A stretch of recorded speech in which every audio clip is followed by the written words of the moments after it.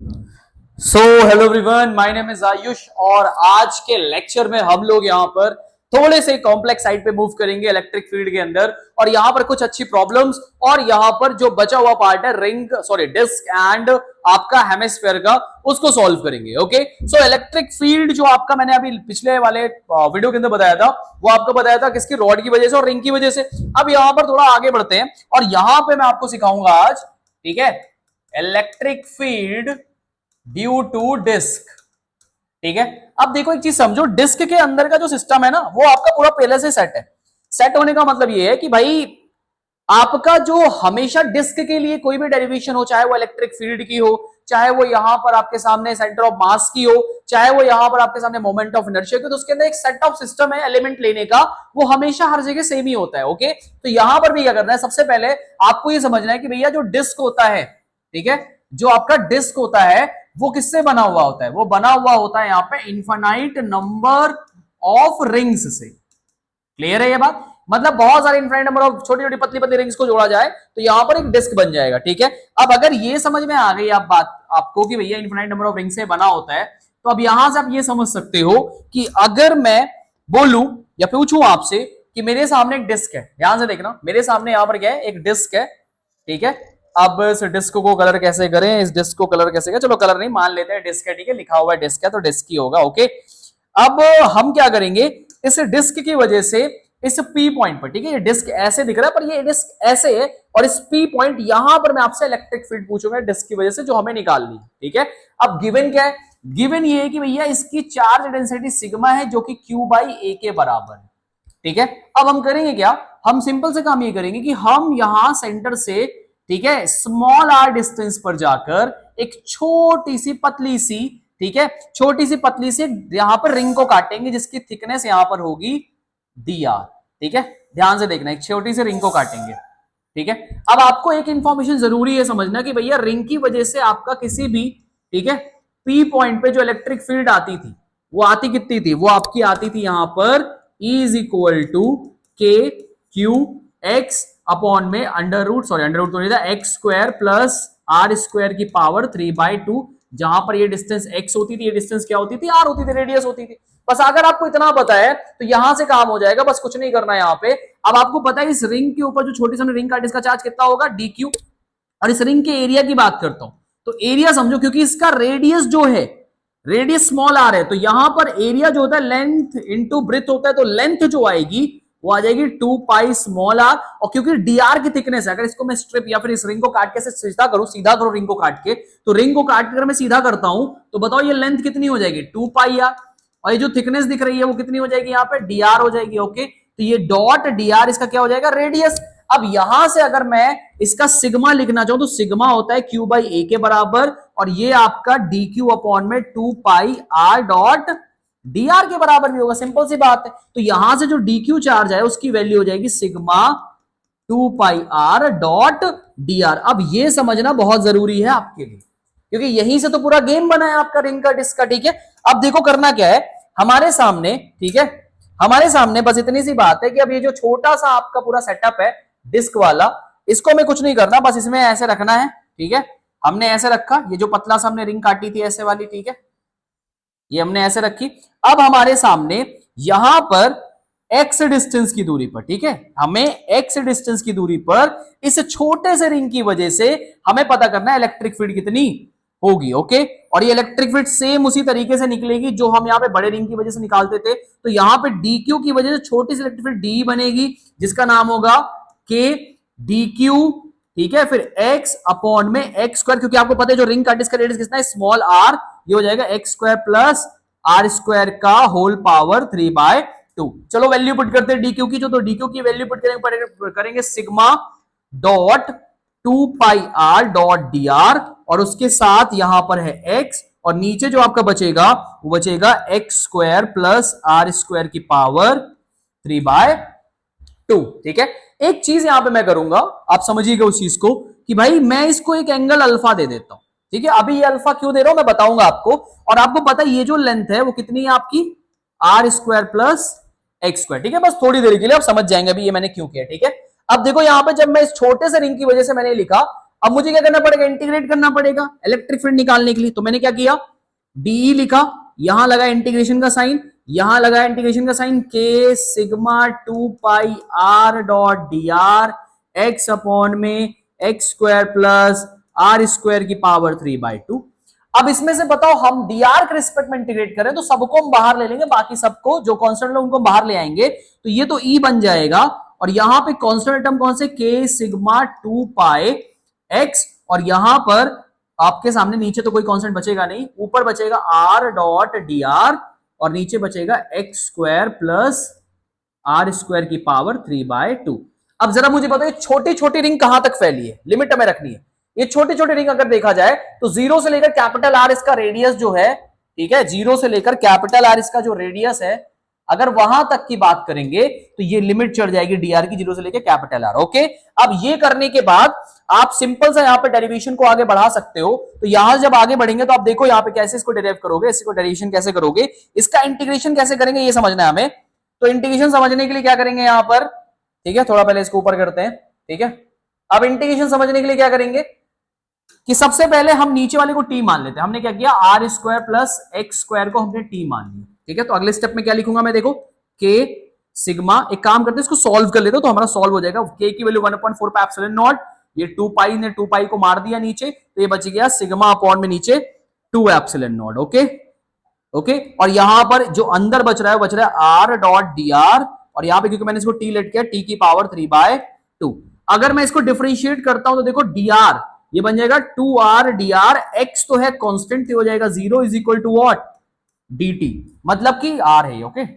मतलब कि आपकी जो r dr की वैल्यू बन रही है, r dr की वैल्यू बन रही है dt/2। तो मैं यहां पे रखूंगा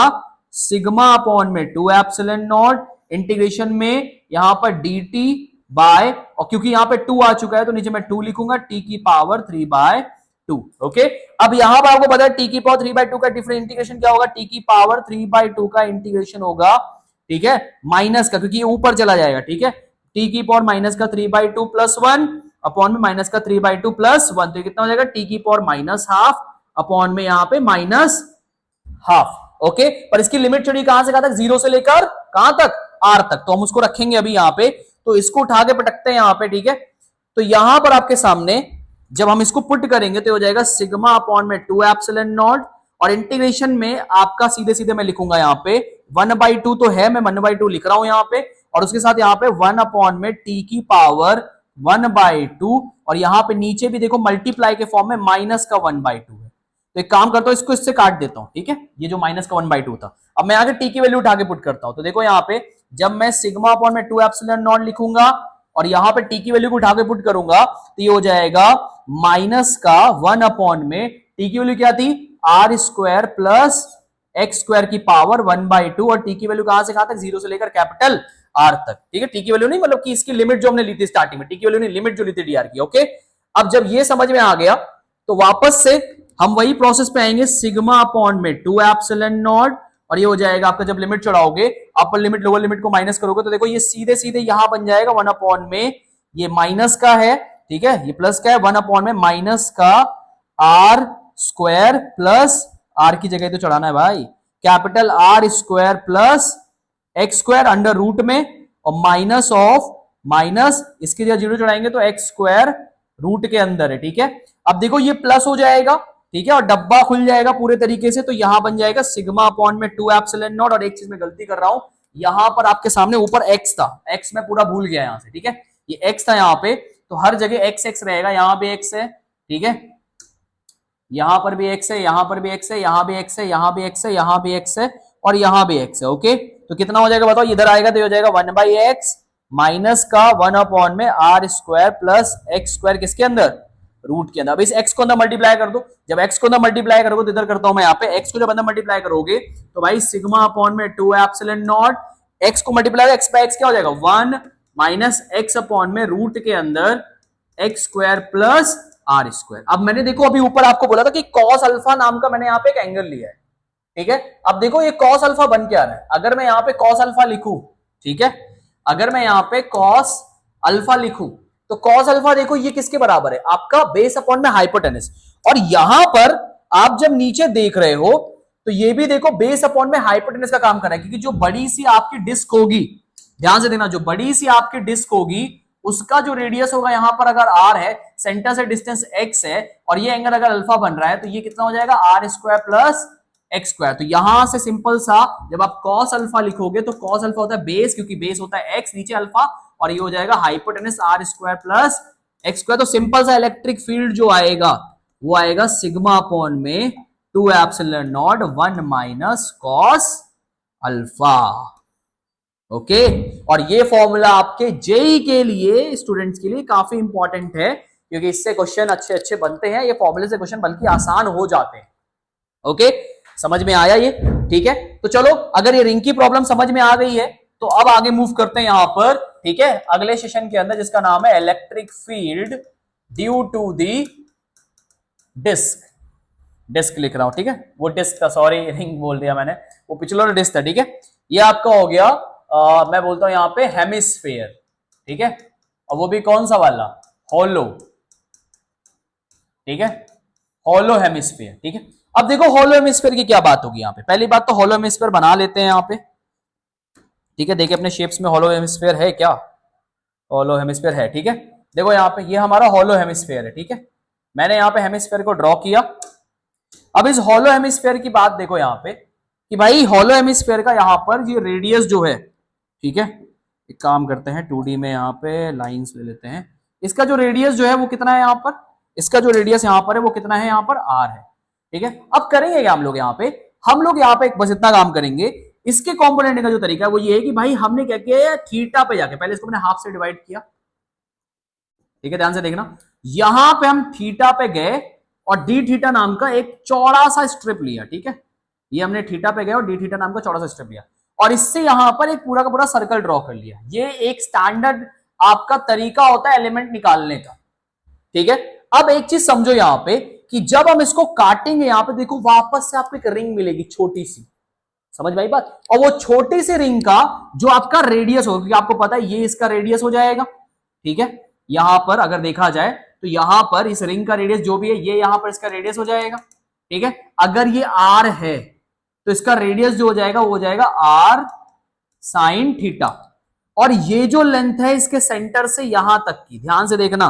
ठीक है, ये जो लेंथ इसके सेंटर से यहां तक की है वो कितनी हो जाएगी, वो हो जाएगी आपकी r cos थीटा। अब देखो हमें क्या मिल गया, हमें यहां पर फिर से एक यहां पे कुछ ऐसा स्ट्रक्चर मिल गया, ठीक है, जो हमारा रिंग का काम कर रहा है। ये भी रिंग की तरह ही दिखेगा आपको, जिसका आपका यहां पर ध्यान से देखना, जिसका रेडियस जो है वो तो r कितना है, साइन थीटा, और क्योंकि हमें इलेक्ट्रिक फील्ड जो फाइंड करनी थी सेंटर पे फाइंड करनी है, ठीक है, E एट सेंटर, तो इस रिंग से इस जगह की जो दूरी है वो कितनी है, r cos थीटा। अब देखो फिर से मुझे क्या करनी पड़ेगी, रिंग की इलेक्ट्रिक फील्ड लिखनी पड़ेगी। आप देख सकते हो यहां पर कि भाई मुझे फिर से यहां पर रिंग की इलेक्ट्रिक फील्ड लिखनी पड़ेगी। मैं बोलूंगा ये ऐसे पॉइंट है, ये आपका ऐसे पॉइंट है। ठीक है, अब रिंग पे जो इलेक्ट्रिक फील्ड बनती है उसका फॉर्मूला क्या होता है, E इज इक्वल टू, फिर से बोलो, के क्यू एक्स अपॉन में r square plus x square की पावर 3/2। क्लियर है? अब ये जो है r cos थीटा, x जो है वो r cos थीटा है, रेडियस जो है वो आपका कितना है, r sin थीटा। तो चलो फटाफट वैल्यू को पुट करता हूं, क्योंकि आपको पता है ये छोटा सा आपका डिस्क है, तो इसका जो चार्ज होगा फिर से कितना होगा, dq, और इसका जो एरिया होगा, क्योंकि डिस्क का एरिया होगा वो हो जाएगा 2 पाई r sin थीटा, और हमने यहाँ पे d थीटा की थिकनेस, क्योंकि आपको पता है कि ये अगर थिकनेस आपको निकालनी है तो अगर ये रेडियस आ रहा है तो इस r की लेंथ हो जाएगी r d थीटा, तो आप मल्टीप्लाई में क्या लिखोगे, r d थीटा, ये जरूरी है यहाँ पर। ठीक है, तो मैं एक बार फिर से लिख देता हूं, यहाँ पे जो कंपोनेंट है इसका जो आपका एरिया है वो ये है, चार्ज है जो ये है। ठीक है, अब इसको हम लोग यहाँ पे जब पुट करेंगे वैल्यू को, ठीक है, जब इसकी वैल्यू को यहां पर पुट करेंगे तो हम देखेंगे यहां पर कि भैया छोटी सी इलेक्ट्रिक फील्ड छोटे से चार्ज की वजह से बनेगी कुछ यहां पर, क्योंकि एक्स डिस्टेंस किसके बराबर है, r cos थीटा के अपॉन में r square cos square theta plus r square sine square theta की होल पावर 3/2। ठीक है, अब एक काम करते हैं, dq की वैल्यू पुट करते हैं। आपको पता है कि भैया जो सिग्मा होता है वो q/a के बराबर है, और ये आपका dq अपॉन में dA जो की वैल्यू है 2 पाई r साइन थीटा, ठीक है, इसको मैं आर के स्मॉल आर के ले रहा हूं, कैपिटल आर लेता हूं, ठीक है, कैपिटल आर लिखा है ना वहां पे, small 2 pi r sine theta multiply में आर डॉट डी थीटा। तो यहां से जो डीक्यू की वैल्यू हो जाएगी, ये बहुत इंपॉर्टेंट चीज है जो आपको समझनी है, कंपोनेंट लेना, ओके, ये जो एलिमेंट लेना वाली चीज है, ये हो जाएगा 2 pi R square sine theta dot D theta into sigma. Okay, अब इसकी वैल्यू उठा के यहां पुट करते हैं तो d will be equal to, यहां पे के डी क्यू है, अब यहां पे पहले वैल्यू पुट करते हैं सारी की सारी, तो ये कितनी वैल्यू हो जाएगी बताओ जल्दी से, ये सारी की सारी वैल्यू उठा के आप पुट करोगे तो ये हो जाएगा आपका के, तो के है, ऊपर से सिग्मा तो सिग्मा है, डी क्यू की जगह पुट करते हैं 2 पाई आर स्क्वायर इंटू इस आर को मल्टीप्लाई कर देता हूं आर कॉस थीटा, अब ये आपका लिख देता हूं साइन थीटा डी थीटा, और यहां पर सिग्मा अपॉन में, अब जरा बताओ साइन स्क्वायर और कॉस स्क्वायर क्या होता है, 1 होता है, तो अंदर केवल बचेगा आर स्क्वायर की पावर 3/2, डरना नहीं भाई, ठीक है, हो जाएगा, डरना नहीं। ओके, अब देखो यहां पे हमने डी लिख लिया, अब डी को जब आगे बढ़ाएंगे तो देखो क्या हो जाएगा, ऊपर आर क्यूब बचेगा, नीचे भी आर क्यूब बचेगा, दोनों आर क्यूब मर जाएंगे, और यहाँ पे के 1/4 2 पाई 2 पाई मार देगा, तो नीचे क्या बचेगा, नीचे बचेगा यहाँ पे फिर से सिग्मा अपॉन में 2 एप्सिलॉन नॉट। क्लियर है, क्या बचा, सिग्मा अपॉन में 2 एप्सिलॉन नॉट, और 2 एप्सिलॉन नॉट बचने के बाद यहां केवल ऊपर जो बचेगा, ये सब मर गए, और ये सिग्मा इधर आ गया, तो बचेगा साइन थीटा कॉस थीटा और डी थीटा,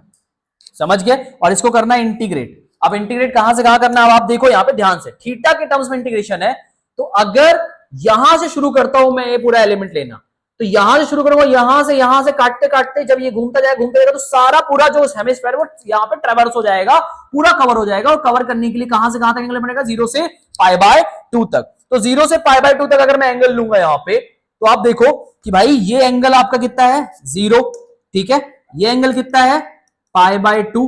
ठीक है, अगर ये एंगल 0 दिख रहा है, एंगल π/2 दिख रहा है, तो आपको समझ में आ चुका है कि हमें लिमिट लगानी, बस इसको इंटीग्रेट करना। अब इंटीग्रेट कैसे करेंगे,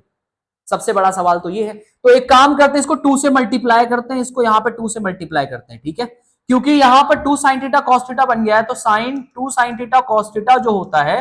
वो sin 2 थीटा के बराबर होता है, बिल्कुल सर जी सही बोल रहे हो, तो d will be equal to sigma upon में 4 एप्सिलॉन नॉट, और यहां पे 2 sin theta cos theta sin 2 theta के बराबर होता है, और sin 2 थीटा का जो इंटीग्रेशन होगा वो बन जाएगा यहां पर माइनस का cos 2 थीटा अपॉन में 2, और अभी भी लिमिट में क्या चढ़ेगा, 0 से π/2 चढ़ेगा। ओके, अब यहां पर क्या करेंगे, जब इसको सॉल्व करेंगे तो ये कितना हो जाएगा, सिग्मा अपॉन में 4 एप्सिलॉन नॉट, और ये अंदर जब cos 2 थीटा को हम लोग यहां पर वैल्यू रखेंगे तो बन जाएगा माइनस का cos π/2, और माइनस यहां पे भी लगेगा, और फिर लग जाएगा फिर माइनस का cos 0/2, ठीक है, और ये जब सॉल्व करोगे आप, ठीक है, cos π/2, देखो ध्यान से, जब ये सॉल्व करोगे तो आपको दिखेगा cos π -1 होता है, तो ये कितना हो जाएगा बताओ, सिग्मा अपॉन में 4 एप्सिलॉन नॉट 2/2, काटा कुटी मचेगा, तो केवल आंसर आएगा सिग्मा अपॉन में 4 एप्सिलॉन नॉट, और ये इलेक्ट्रिक फील्ड हो जाएगी किसकी, ये इलेक्ट्रिक फील्ड हो जाएगी आपकी यहां पर ड्यू टू हेमिस्फीयर की। क्या बात समझ में आई, ठीक है,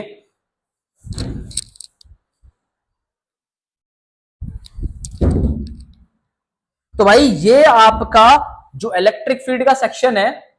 ये कंप्लीटली आपका ओवर होता है, क्योंकि आपने यहां पर रॉड पढ़ लिया, आपने यहां पे डिस्क पढ़ लिया, आपने यहां पे हेमिस्फीयर पढ़ लिया, तो इसके ही थ्रू आपके जो सवाल है मैक्सिमम टू मैक्सिमम पहुंचेंगे। बाकी इसके बाद जो स्फेयर है, इसके बाद जो आपका हॉलो सिलेंड्रिकल सिलेंडर है, स्फेयर है, सॉलिड है, कंडक्टिंग है, नॉन कंडक्टिंग है, वो कवर होता है गॉस थ्योरम के थ्रू, और गॉस थ्योरम हम लोग नेक्स्ट लेक्चर में पढ़ेंगे। तो आज के लेक्चर में हम करेंगे इतना ही, और जो क्वेश्चन वाली बात है, क्वेश्चन को मैं सोच रहा हूं एक अलग से इलेक्ट्रिक फील्ड इसके बाद जो वाला लेक्चर उसमें क्वेश्चन डालता हूं कि अच्छे अच्छे जो क्वेश्चन है जिसमें थोड़ा हाई ऑर्डर थिंकिंग लेवल चाहिए उसको रखेंगे और सॉल्व करेंगे, मजा ही आ जाएगा उस क्वेश्चन करने में। ठीक है, चलिए मिलते हैं आपसे नेक्स्ट लेक्चर के अंदर, तब तक के लिए गुड बाय।